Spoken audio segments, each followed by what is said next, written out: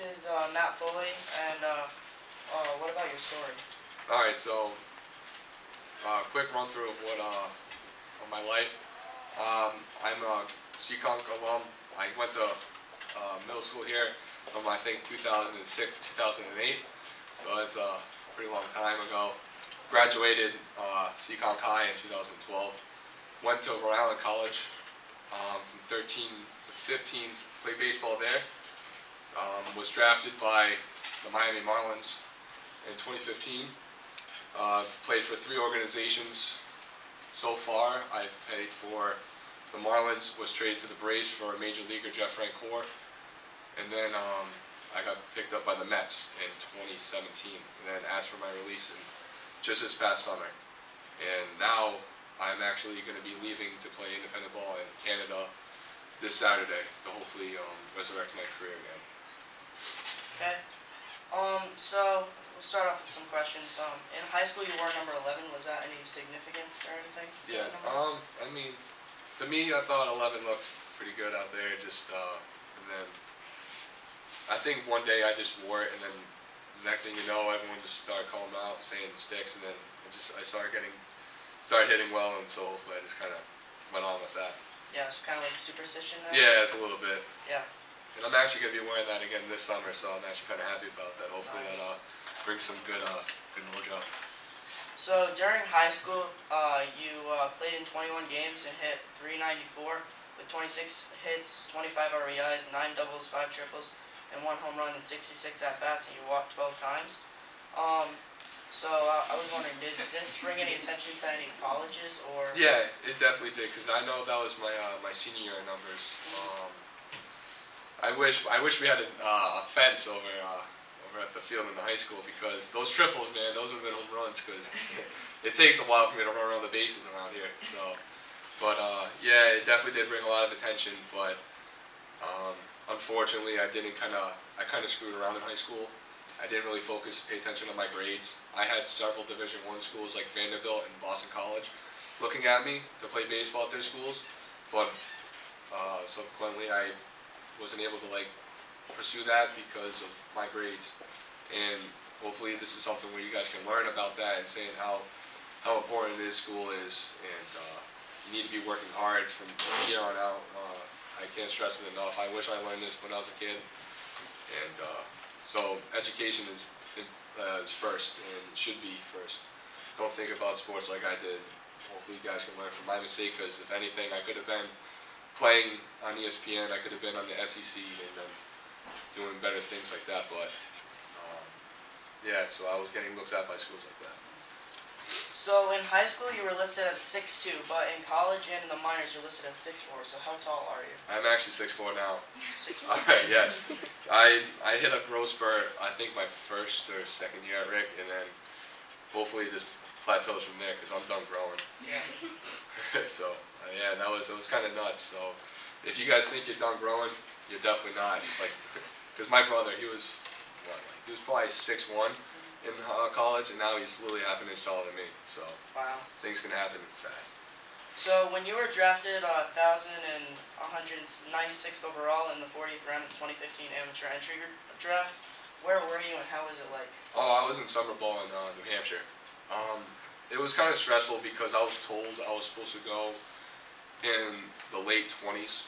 So when I was watching the feed and stuff, I didn't see my name pop up, so I was kind of depressed. And we had an off day that day, so we were watching the New Hampshire state playoff game at our field in Nashville, and so I'm just sitting there, and then ironically I'm looking at my phone, and I see my name pop up on the draft tracker. So that was like kind of the happiest moment of my life. I get a call from my scout, and next thing you know, my phone dies because everyone's just blowing it up saying congratulations. Wow. So I can remember that day to a T.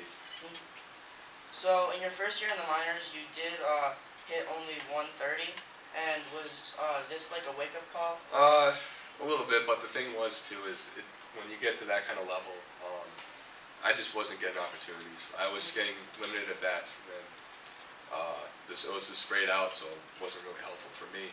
So that was kind of the result. But things happened, and then when the Mets picked me up and I played, you get consistency. That's where I played better.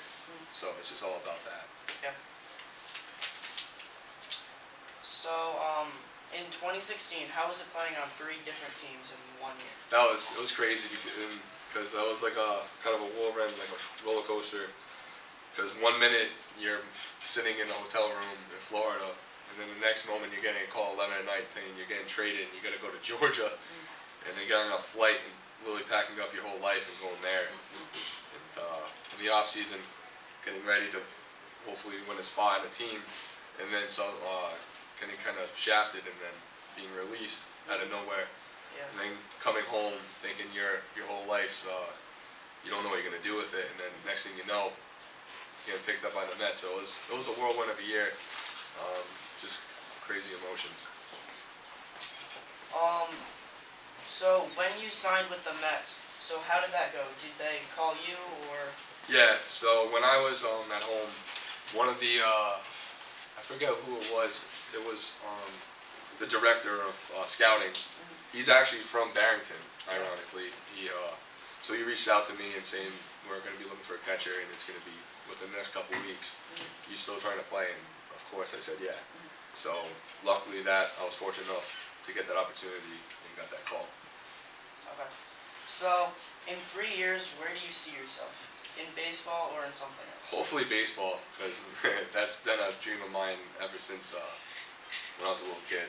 And I've worked hard to get to where I am now, and I was literally this close because I made it up to high A ball, which is really 2 levels away from the bigs. And I know I can play there, so I'm definitely gonna give it everything I got.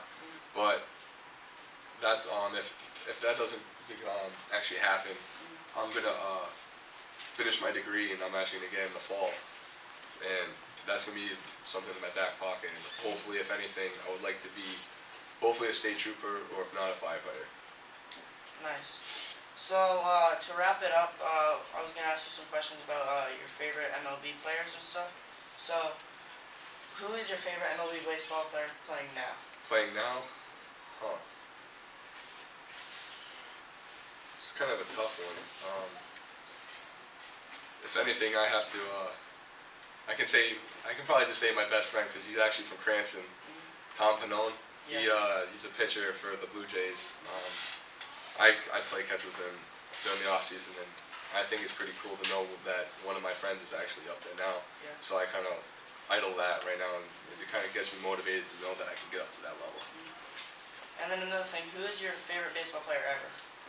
Growing up, it was definitely Veritek because I definitely married my whole persona on what he did as a catcher, not just both defensively. And he did swing it a little bit, but it was someone I looked up to because he was able to keep a team structured together, and everyone looked up to him. So he was definitely my favorite guy growing up. And then last question. So since you said you were gonna play up in Canada this year, so while you're playing up in Canada, are you gonna be focused in a certain city? Or are you guys gonna be traveling a lot? Oh, we're going to be traveling a lot. I know we're going to be also in New York and New Jersey too. So it's not just going to be I'm going to be in Ottawa, but we also play in Quebec. And I can't pronounce the other ones because it's too French for me. So I know I think Montreal too, and there's another city up there. All right. Thank you. Yeah, no problem, man. It was Appreciate it. Good to talk to you, and hope everything goes good for you. I appreciate it. Thank you. Thank you. All right.